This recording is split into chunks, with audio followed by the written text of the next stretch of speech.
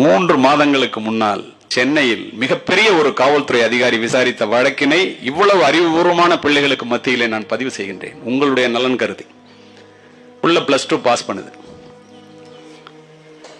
அப்ப பஸ்ல கூட போக வேண்டாம்னு ஒரு ஆட்டோ ஏற்பாடு பண்றது. ஆட்டோ டிரைவர்கிட்ட கூட பேசக்கூடாது அப்படின்னு சொல்லிட்டு ஒரு மெசேஜ் கொடுமா அந்த நம்பருக்கு. ஆட்டோ டிரைவர் வந்து அழைச்சிட்டு போவார். ஆட்டோ டிரைவர் நல்லவர். அதே மாதிரி மெசேஜ் கொடுக்குறாரு.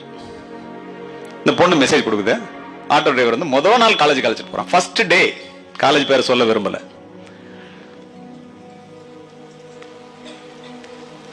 யூ ஆர் சோ கியூட் அப்படின்னு ஒரு மெசேஜ். ஒற்றை வரி, ஒரு வரியில ஒரு மெசேஜ் வருது. நீ ரொம்ப அழகா இருக்க. அவ்வளவுதான். அந்த பொண்ணுக்கு இருப்பு கொள்ளல. அடுத்த நாள் அதே மாதிரி அந்த ஆட்டோ டிரைவருக்கு மெசேஜ் கொடுக்குது. ஆட்டோ டிரைவரோட ஃப்ரெண்டு ஒருத்தன் அவன் பக்கத்துல உட்காந்துருக்கான். அவன் இந்த பொண்ணு நம்பர் எடுத்துக்கிறான். அவன் தான் மெசேஜ் கொடுக்குறான். இந்த பொண்ணுக்கு அது தெரியாது. அடுத்த நாள் இந்த ஆட்டோ டிரைவருக்கு மெசேஜ் வந்து போனோம்னா அது போகுது காலேஜுக்கு. யுவர் ட்ரெஸ் இஸ் சோ நைஸ்ங்கிறான். இந்த இடத்துல உங்களுக்கு ஒன்று சொல்றேன், காவல்துறை அதிகாரியாக, எவனாவது உங்களை பார்த்து நீ உலகத்திலேயே அழகி அப்படின்னு சொன்னான்னா சத்தியமா நம்பாத. ஏன்னா அது உண்மை இல்லைன்னு உங்களுக்கே தெரியும். உண்டா இல்லையா? எவனாவது என் உயிரையே உனக்காக தருவேன் சத்தியமா தரமாட்டான். அவன்கிட்ட உயிரை தவிர வேற ஒண்ணுமே இல்லைன்னு தெரிஞ்சுக்க. இந்த பொண்ணு நீ தான் அழகுன்னு போட்ட உடனே அவன் நம்பருக்கு போன் பண்ணுது. நீ என்ன பார்க்கணும்னா நான் உலகத்திலே பெரிய ஆளு, நான் உனக்காக எது வேணாலும் செய்வேன், நீ உலக அழகி அப்படின்லாம் அவன் பேசுறான். காலேஜை கட் பண்ணிட்டு 3வது நாள் பார்க்குக்கு போகுது. இப்ப நடந்த சம்பவங்க. நட்பாகிறது, காதலாகிறது. அவன் சொல்றான், நீ உண்மையா என்ன காதலிக்கிறேன்னு நான் நம்பணும்னா 10ஆம் வகுப்பு 11ஆம் வகுப்பு 12ஆம் வகுப்பு படிக்கின்ற மாணவ செல்வங்களே, உங்களுடைய நலன் கருதி இதையெல்லாம் சொல்லுகின்றேன். காலையில 4 மணிக்கு நீ எந்திரிச்சு 4:30 மணிக்கு ஒரு பெரிய டாக்டர் ஒருத்தர் வாக்கிங் போவார். அவருடைய போன் நம்பர், அவருடைய கார் நம்பர், அவருடைய கார் என்ன கலர், எத்தனை மணிக்கு எந்த வழியா வாக்கிங் போறார், இதெல்லாம் நீ பார்த்து எனக்கு போடு மெசேஜா. அப்பதான் நீ காதலிக்கிறத நான் நம்புவேன். இந்த பொண்ணு கொஞ்சமாவது சிந்திச்சு இதை எதுக்கிட்ட நம்மளை போட சொல்றான், காதலுக்கு இதுக்கு என்ன சம்பந்தம் யோசிக்கணுமா இல்லையா? 3 மணிக்கு எந்திரிச்சு உட்கார்ந்து பக்கத்துல அம்மா அப்பா தூங்கிட்டு இருக்காங்க. ஒரே பொண்ணு 10 மாதம் சுமந்து முதுகெலும்புடைய பாடுபட்டு முழு வயிறு காணாமல் வளர்த்து விரல் பிடித்து நடைபழக்கி தலைவாரி பூச்சூடி உங்களுக்காகவே வாழ்ந்து 17 வருஷம் வாழ்ந்து வளர்த்து அந்த பிள்ளையை வேலி போட்டு பாதுகாத்து கொண்டு அந்த பெற்றோர்கள் தூங்கி கொண்டிருக்கும் போது பெற்றோர்களுக்கு தெரியாமல் அவன் என்ன கேட்டானோ அத்தனையும் அந்த டாக்டரோட போன் நம்பரை தவிர பாக்கி எல்லாத்தையும் ஒரு மெசேஜா போடுது. காலை 7:30 மணிக்கு நண்பர்களே, அந்த மருத்துவர் 17 இடங்களில் வெட்டு காயங்களுடன் அசோக் நகர் வீதியிலே கொலை செய்யப்பட்டு கிடக்கின்றார். யார் கொலைகாரன்னு தெரியல. மிகப்பெரிய அதிகாரி, ராமகிருஷ்ணா குடி படிச்சவர், நேர்மையானவர். கஷ்டப்பட்டு கண்டுபிடிக்கிறாங்க குற்றவாளி யாருன்னு.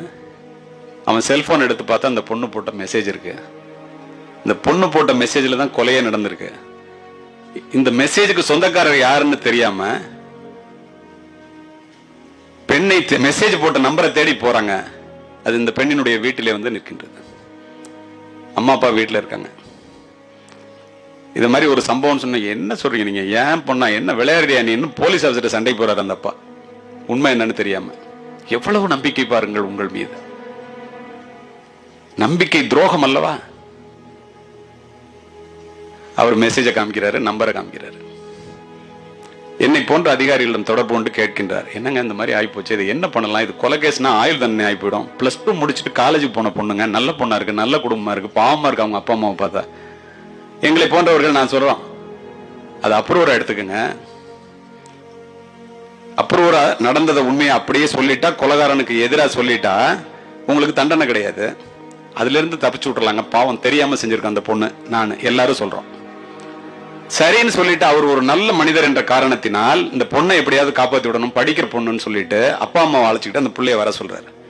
இப்ப சார் சொன்னார்ல, அவங்க அப்பா நம்பலன்ட்டு 2 அப்பா அம்மா புள்ள 3 பேர் வர்றாங்க. ஆபீசர்ஸ் எல்லாம் சுத்தி உட்காந்துட்டு, உன்னை அப்ரூவரா எடுத்துக்கிறதா முடிவு பண்ணிட்டோமா, நடந்த சம்பவத்தை நீ அப்படியே சொல்லிட்டேன்னா உனக்கு தண்டனை கிடையாது.